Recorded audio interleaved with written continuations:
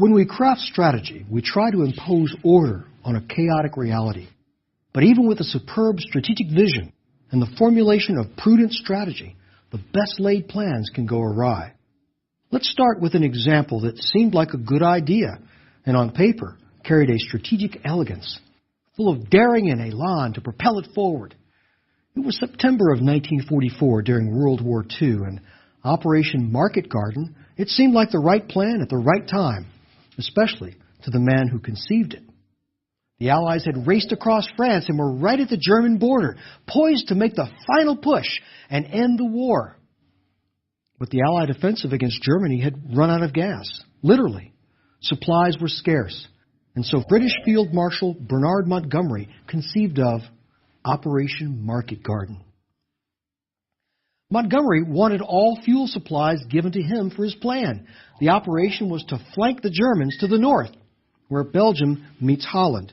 He wanted to cross the lower Rhine River in Holland, going around the German line of defenses opposite the Maginot Line.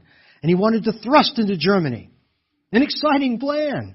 A neat reversal of how the Germans had gone around the Maginot Line itself at the beginning of the war. But Operation Market Garden was freighted with a built-in disadvantage that dooms even the best of plans. The plan required everything to go right. And that's just not going to happen. The second law of thermodynamics tells us that.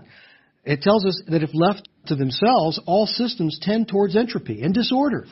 Systems tend to break down and return the status quo to chaos. When our strategy becomes more and more complex, when we set up a complex system to execute our plans, it incorporates more and more variables. This means that more and more things have to go right for our strategy to work. The popular wisdom of Murphy's Law is not a bad guide when we consider how our strategy might go awry. Whatever can go wrong will go wrong, usually in the worst possible way. And thus it was with Operation Market Garden. It sounded good.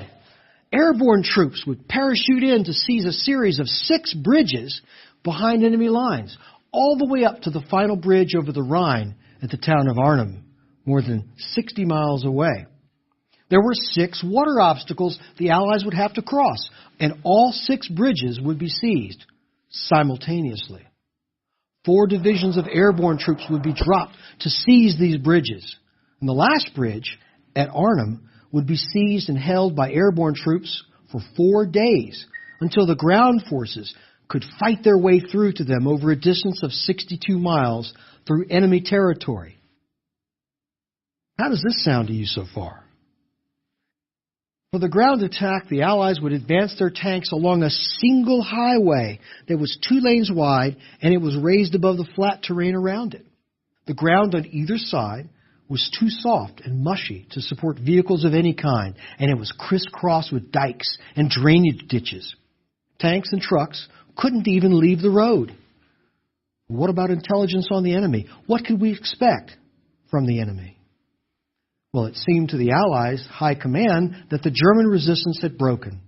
It seemed that most of the enemy troops were fleeing. And it seemed that they had no tanks. Montgomery, in fact, was convinced that the Allies would face limited resistance on their route up Highway 69, and the German defenders would be spread out over the entire length of the road, trying to fight pockets of airborne forces. What the Allies didn't know, and later would not believe, was that 2 powerful SS Panzer divisions were just assigned to the area to rest and to refit, one of them right at the ultimate objective, the town of Arnhem. But Montgomery, well, he dismissed intelligence reports about the 9th and 10th SS Tank Divisions. He refused to change plans for the drop of the 1st Airborne Division at Arnhem, right on top of a waiting SS Panzer Division, one of the most powerful formations in the German army. Now, a British intelligence officer, Major Brian Urquhart, he questioned the plan. He believed the plan was critically flawed, and he tried to persuade his superiors to modify or to abort the entire operation. Both aerial reconnaissance and the Dutch resistance confirmed that the German tanks were there. He was ignored. In fact, he was ordered out of the country on sick leave. Well, what did the Germans know about Operation Market Garden? Well, not much. until quite early in the fighting when the Germans recovered a copy of the entire Market Garden Plan from a dead American officer who should not have been carrying it in the first place into combat. Now, the plan was complex, and it led to blunders. Instead of landing near the bridge at Arnhem, they were dropped 8 miles away. Insufficient transport meant that the force could not be dropped all at once, and they would be brought in over 3 days, feeding them into the battle in penny packets. Air-to-ground radios did not work, and so the Allies could not even be resupplied. After 9 days of battle, the Allies withdrew, evacuating the troops they could rescue. It was a catastrophic defeat, a disaster. Of the 10,000 soldiers dropped into Arnhem, only 2,163 escaped. Why? How could smart, experienced, war-seasoned veterans bungle so badly? Well, the Allies underestimated German capabilities, and they overestimated their own capabilities. Based on these estimates, they created a plan that was too tightly wound, with too many objectives, too many moving parts, too much necessary coordination, and a heavy dose of wishful thinking that blinded the planners to red flags. What did Field Marshal Montgomery have to say after the bullets and shells had stopped? It was a bad mistake on my part. I underestimated the difficulties of opening up the approaches to Antwerp. I reckoned that the Canadian Army could do it while we were going for the Ruhr. I was wrong. And yet, even after this defeat, Montgomery stubbornly held to his incredibly flawed plan. As is the case with human nature, Montgomery evoked the if clause. He offered this.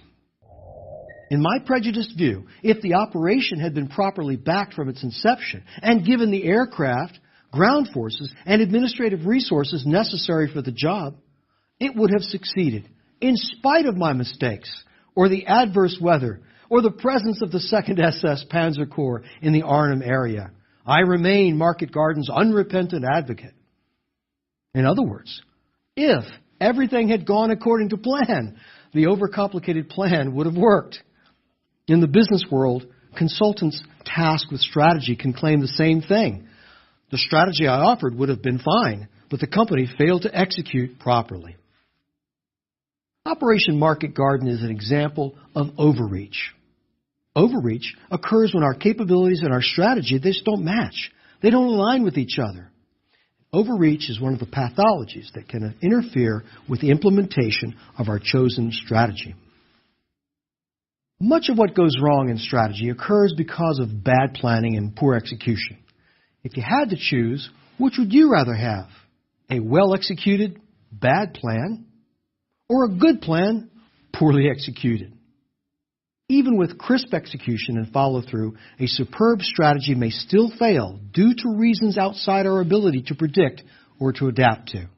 Clausewitz called this friction. But often we find a disconnect between strategy formulation and its execution. It's common in politics, for example, where the general policies are often created by people with no connection to the implementation. At other times, this separation of planning and execution is a more artificial distinction. Much of the strategy might be executed by the folks who plan it. Either way, we can find a continuous spectrum of activity that takes us from the situation room to the battlefield. And regardless of whether you're facing a distinction between strategy and execution that is large or small, there's enough of a sameness to failed strategy in all walks of life to discern some patterns of failure. 5 main causes of strategic failure we can consider here are omission of responsibility, overreach, breakdown of communication, poor intelligence, and inertia. Let's look at each of these.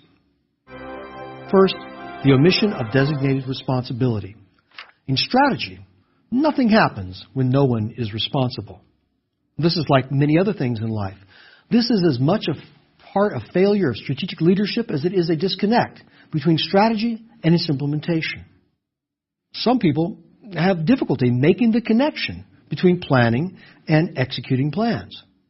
A former business colleague of mine had this problem. He was a former high-ranking military officer, but apparently one who plied his trade on the staff side of the house rather than as a leader of troops. His modus operandi exemplifies this common disconnect in strategic implementation. He spoke well. He knew all of the Pentagon jargon. He seemed personable enough. He would hold a meeting that held all of the trappings of a real meeting where bold initiatives would be discussed. And then, nothing would happen. Nothing happened because he shrank from the most obvious duty of strategic leadership. He refused to connect planning to the assignment of responsibility. And this meant, de facto, that he refused to accept the mutual responsibility of assigning specific tasks. With his fingers crossed, he hoped that something good would happen. And if it did, it was hit or miss, and it sprang from the initiative of other people. This is a defensive and a damage limitation mode of faux leadership. Its most obvious manifestation is the gap between planning and execution, the omission of designated responsibility. This utterly crucial step is left to happenstance. For the military in time of peace or businesses without severe external threats, this type of pathology may be tolerated. But in time of war, or whenever survival is at stake, it can become fatal. The second is the pathology of overreach. We saw how the British overreached in Operation Market Garden in 1944. They had ambitious goals, clearly articulated objectives, but they did not have the capabilities to carry it off. And they compounded their problem by not accurately assessing the Germans' capabilities of interfering with the strategic plan.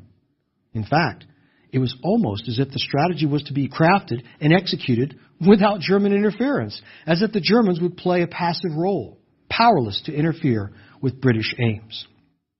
Another example of overreach occurred just 3 months later in the Ardennes forest in what became known as the Battle of the Bulge.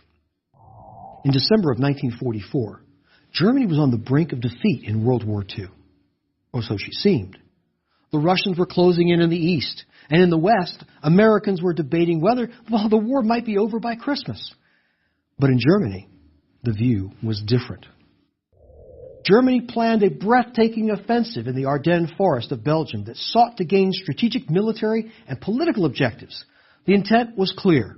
The operation was called Watch on the Rhine. 3 powerful German armies were to blast through the Ardennes forest, just as they had done in 1940.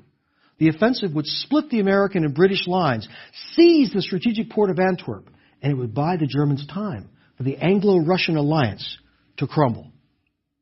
No one can accuse the Germans of timidity. It was a bold plan. But again, just as with the British in Operation Market Garden, the plan required everything to go right for it to succeed. The Germans needed bad weather to keep the influence of Allied air superiority to a minimum, and they needed to succeed before Allied reinforcements could arrive. And on December 16, 1944, the Germans hurled the last of their strategic reserves into battle. 3 great armies of 250,000 men, powerful, yes, but not powerful enough to accomplish the bold objectives within the necessary timetable. After initial success, the lack of sufficient capability and a vigorous American counterattack stopped the offensive and rolled it back.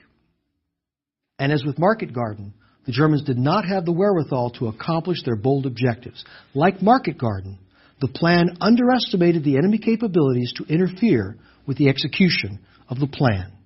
And it failed. Overreach, lack of responsibility. Now, the third pathology that can doom execution of a strategy is the breakdown of communication and of coordination. Generals themselves do not execute strategy. Their junior officers and soldiers execute the plan.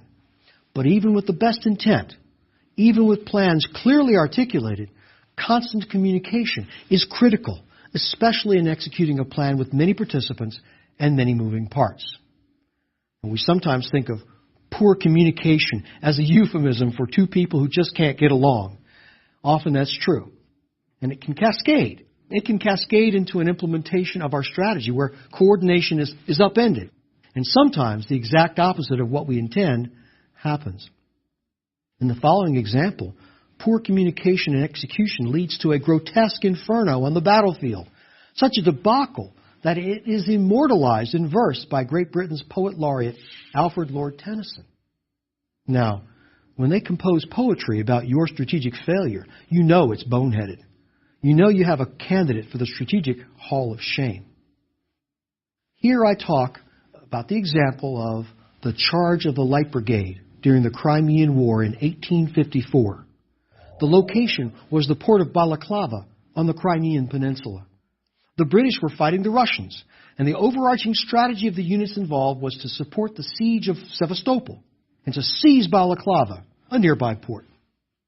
The tactics designed to execute this strategy seemed sound. In fact, the British performed admirably in their land operations, but it was in their execution of this action that incredible failure followed. It's failure that led to a famous poem and several films by the same name, The Charge of the Light Brigade. As the British pursued the retreating Russians, the commander, Lord Raglan, looked over the battlefield from a good vantage point on a low mountain. He gave an order that was scribbled in pencil by General Richard Arey and given to an eager messenger.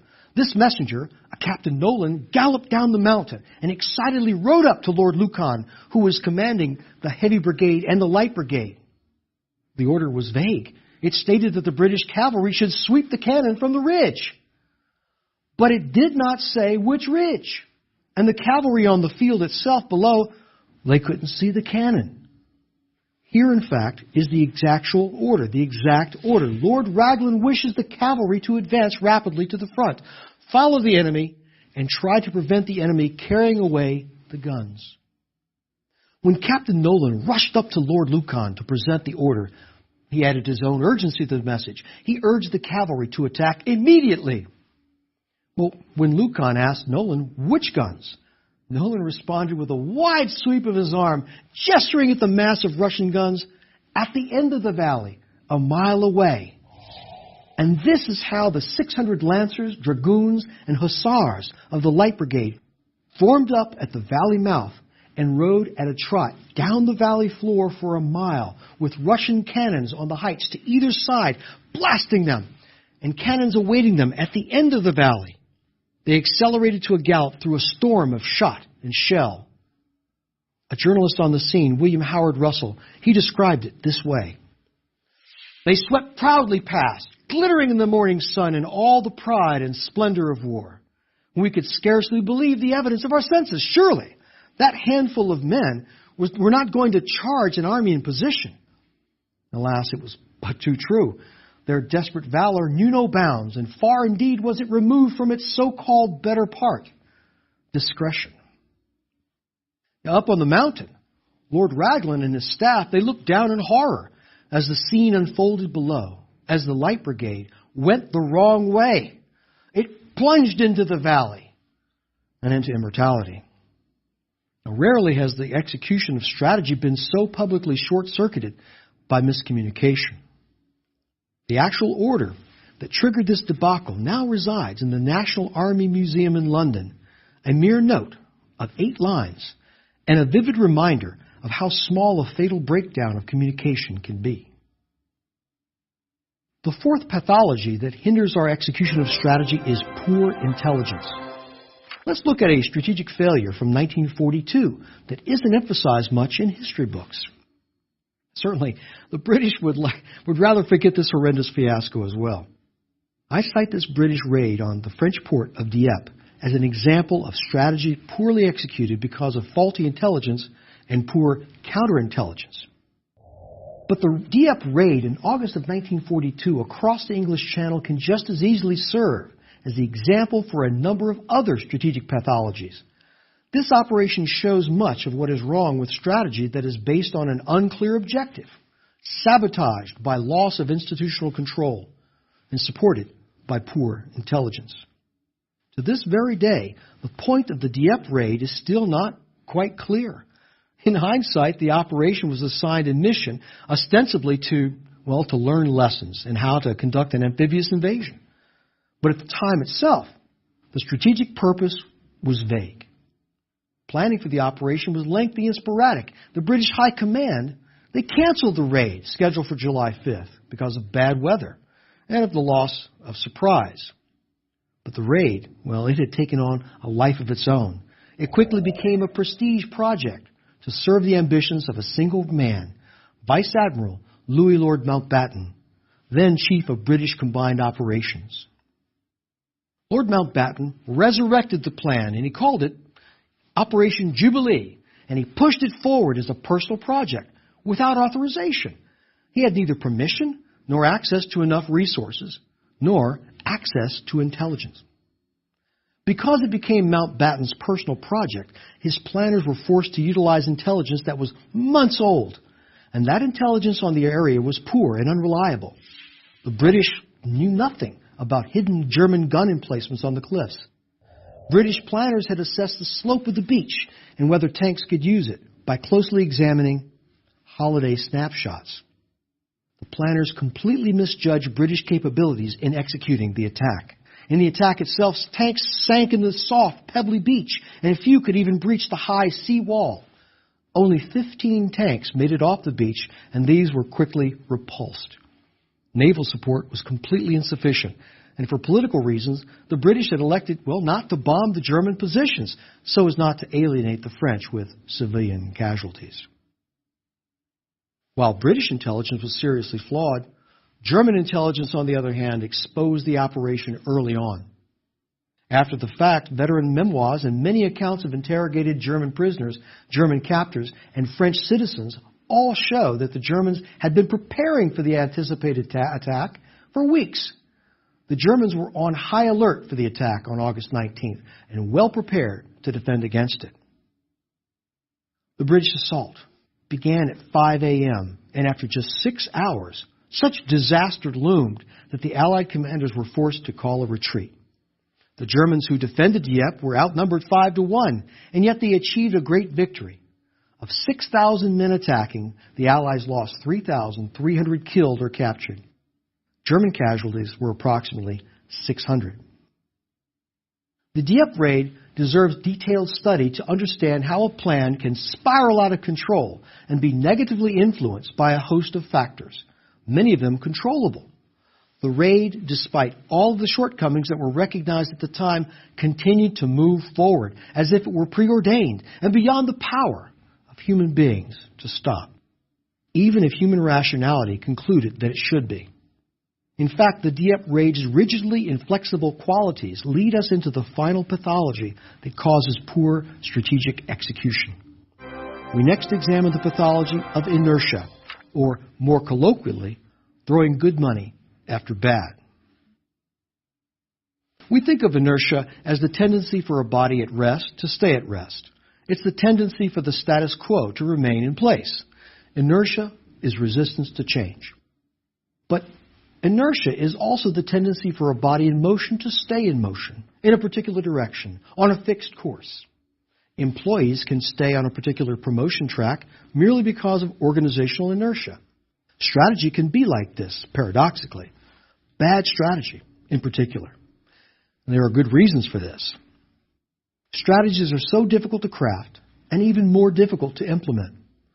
Given the investment that goes into a major strategy adoption and implementation, the impetus for a firm and people involved is to stay the course. Now, this is especially true where egos and careers are invested in a course of action, even if the strategy is failing. Now, it's not human nature to just let go of what economists call sunk costs and focus only on prospective costs to come in the future, even though it's only the prospective cost that we still have any ability to influence.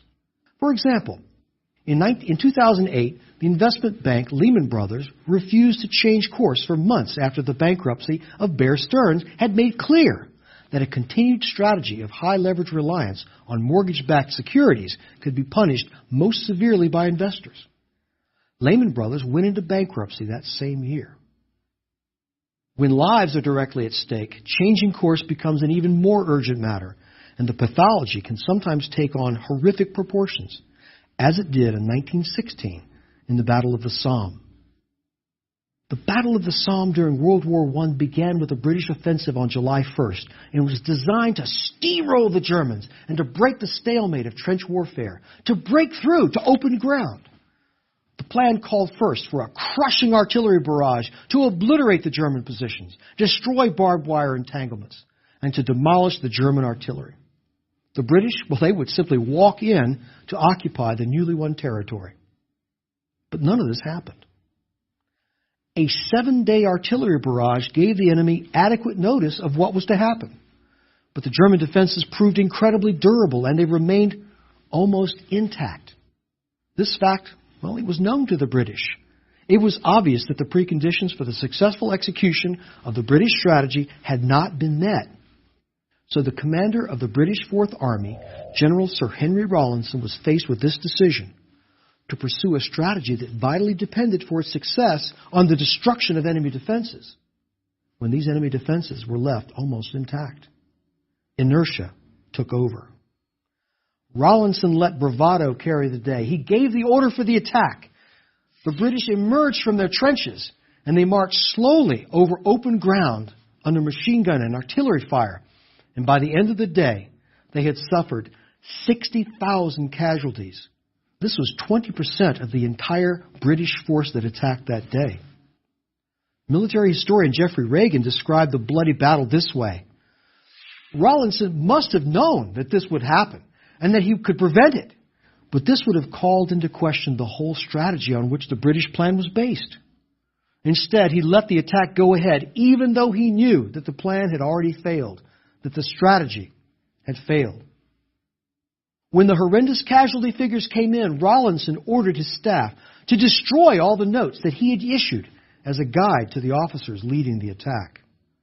Suicidal inertia, faux leadership that fails to assign responsibility, overreach, communication breakdowns, and acting on the basis of unreliable and outdated intelligence.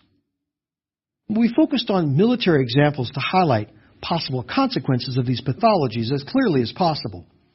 And recognition of these difficulties is only halfway to their solution. The rest of the solution is to be found in control.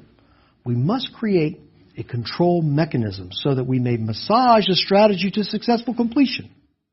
For example, Jack Welch, the CEO of General Electric, he famously devoted an entire week during each of his 20 years as CEO to reviewing the operating plans of each of his company's units for that year. Strategy is not like an aircraft autopilot. We cannot publish our strategy, put it on a shelf, and then sit back to wait for good things to happen.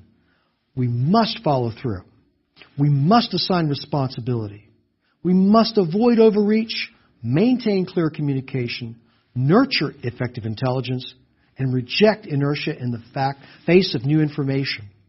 In short, we must remember that strategy is a process, not a single event or a single decision. This means that identifying the specific action steps of a strategy cannot be omitted from the strategic process. A decision will not take effect unless action commitments are built into the decision from the very start. If a decision is no one's specific work and no one's specific responsibility, it's likely that nothing will happen. Grand strategy must be translated into the proper action steps at the lower unit level. This doesn't happen on its own. It happens with follow-through and checks and balances and control. Strategic leadership includes execution, and it should include some informal management by walking around. Execution is ultimately a function of strong and bold leadership, a propensity to take responsibility, and a system of control to bring the strategy to completion. Conversely, strategy, even at the very highest levels, is ultimately a function of thoroughgoing execution. We can move forward with successful strategic execution by recognizing and avoiding the pathologies that plague us every step of the way, and by following through with the action steps of our plan.